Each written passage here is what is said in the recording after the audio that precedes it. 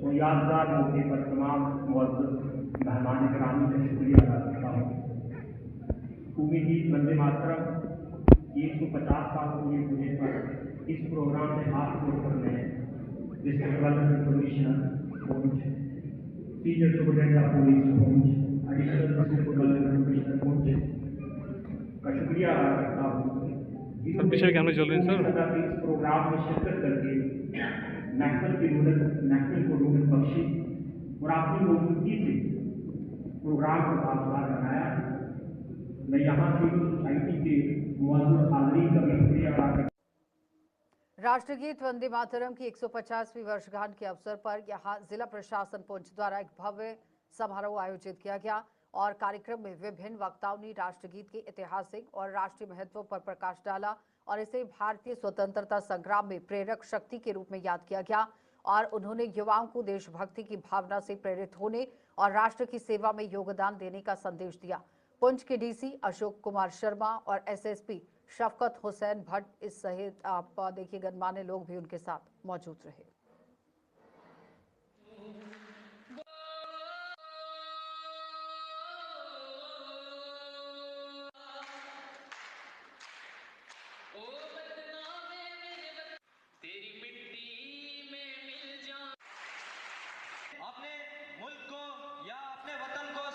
आज के प्रोग्राम में जो नेशनल लेवल पे किया गया, जिसमें हम ऑनलाइन जुड़े थे और उसके बाद यूटी लेवल का प्रोग्राम और फिर हमारा अपना यहाँ प्रोग्राम आपने देखा और जिस तरह से बच्चों ने वंदे मातरम के मीनिंग पे रोशनी डाली है कि इसका मीनिंग जो आप बच्चों ने या एक्चुअल मीनिंग जो संस्कृत वर्ड है ये वंदे मातरम, इसका मीनिंग है अपनी जन्मभूमि को नमन करना, प्रणाम करना।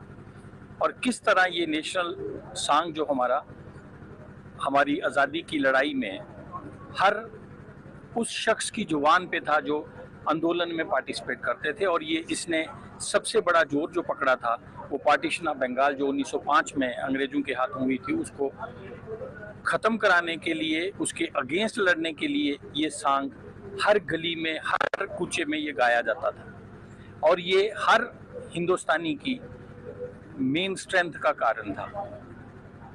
इस अवसर पर मैं एक बार फिर आप सबको मुबारकबाद देता हूं और उन सभी फ्रीडम फाइटर्स को नमन करता हूं जिन्होंने वंदे मातरम गाते गाते अपने प्राणों की आहुति दी इस देश की आज़ादी के लिए। वंदे मातरम।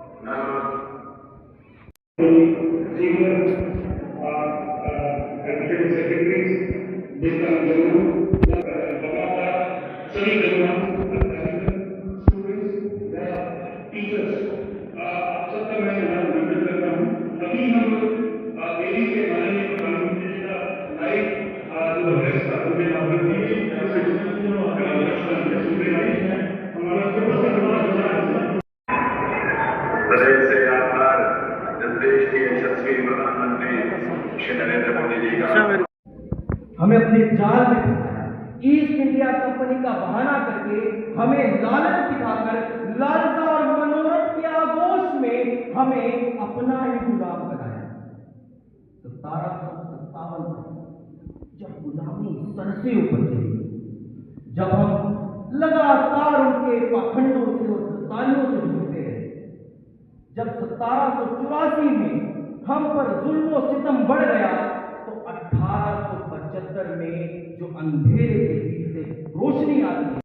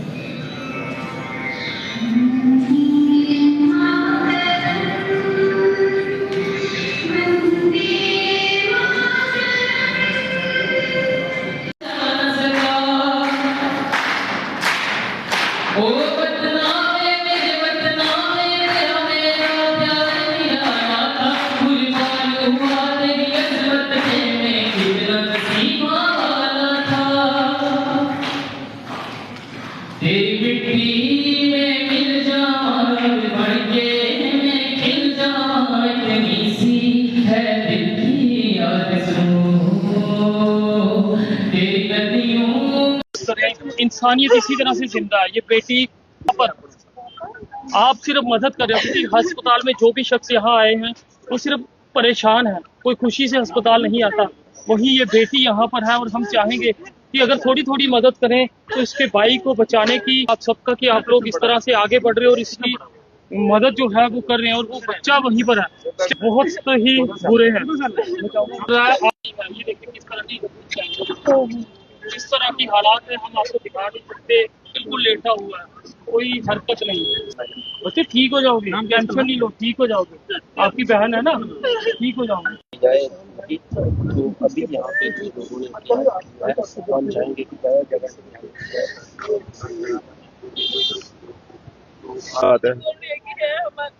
हम यही सोचते हैं कि इसकी सांसें बच जाए। पहले लेकर नहीं गया। आप देख सकते हैं कि लोग भी यहाँ पे बढ़ चढ़ कर जो है वो हेल्प कर रहे हैं बेटी की। यही प्रार्थना करते हैं अब सभी लोग जाए कि तो अभी यहाँ पे जो लोगों ने किया है हम चाहेंगे कि जगह ये देखिए किस तरह की इस तरह की हालात है, हम आपको दिखा नहीं सकते। बिल्कुल लेटा हुआ है, कोई हरकत नहीं है। बच्चे ठीक हो जाओगे, हम टेंशन नहीं लो, ठीक हो जाओगे। आपकी बहन है ना, ठीक हो जाओगे। इंसानियत इसी तरह से जिंदा है। ये बेटी जिला मजिस्ट्रेट पुंछ द्वारा यहां आदेश जारी किया गया है कि जिले की पटाखे बिक्री जो इस्तेमाल पर प्रतिबंध लगा दिया गया, यानी कि जो पटाखों की बिक्री करने वाले हैं और उनके इस्तेमाल पर भी बिक्री पर भी प्रतिबंध लग गया है। आदेश के अनुसार कोई भी व्यक्ति बिना अनुमति के विवाह या अन्य समारोह में पटाखे का इस्तेमाल नहीं कर सकता। जिला प्रशासन ने सभी दुकानदारों को इस आदेश का सख्ती से पालन करने और किसी भी परिस्थिति में पटाखे न बेचने का निर्देश दिया है। और डीएसपी मुख्यालय पुंछ नीरज शर्मा ने बताया कि इस आदेश का उल्लंघन करने वालों के खिलाफ सख्त से कार्रवाई की जाएगी। जिन लोगों ने पटाखे जमा कर रखे हैं उन्हें तुरंत अपने नजदीकी पुलिस स्टेशन में विवरण देने को कहा गया है। डिस्ट्रिक्ट मजिस्ट्रेट पुंछ की जानिब से एक ऑर्डर निकला है जिसमें ये बताया गया है कि पुंछ में फायर क्रैकर की सेल और इस्तेमाल पे कंप्लीट पाबंदी लगा दी गई है। तो मेरी ये गुजारिश रहेगी सबसे जो आम शहरी हैं पुंछ के कि कोई भी किसी किस्म की वायलेशन ना करें, और अगर किसी के ब्याह शादी या कोई किसी फंक्शन में इसकी ज़रूरत पड़ती है तो पहले उसकी प्रॉपर डीएम से परमिशन ली जाए। अगर इसमें कोई वायलेशन करता है तो वायलेशन की रही है तो उसके तहत ज़ाब्ता के खिलाफ कार्रवाई की जाएगी। सर कुछ स्टोर भी है पुंछ के अंदर। देखिए जो स्टोर है वो एक बार आके इन्फॉर्म करें, एडमिनिस्ट्रेशन को इन्फॉर्म करें, पुलिस इन्फॉर्म करें उसके। हाल ही में कार्यभार संभालने के बाद एसडीओपी सुरनकोट सुरेंद्र सिंह ने आज बाजार का दौरा किया। इस अवसर पर उन्होंने बाजार में साफ सफाई, यातायात व्यवस्था, जन सुविधाओं का जायजा लिया। एसडीओपी ने रेहड़ी पटरी लगाने वालों और दुकानदारों को सड़कों और फुटपाथों पर सामान न रखने की सख्त हिदायत दी ताकि लोगों को आवाजाही में किसी तरह की परेशानी न हो। उन्होंने ये भी स्पष्ट किया कि सड़कों पर बेवजह वाहन पार्क करने वालों के खिलाफ कानून के तहत कार्रवाई की जाएगी। वहीं व्यापारियों और आम जनता ने एसडीओपी की इस पहल की सराहना की है।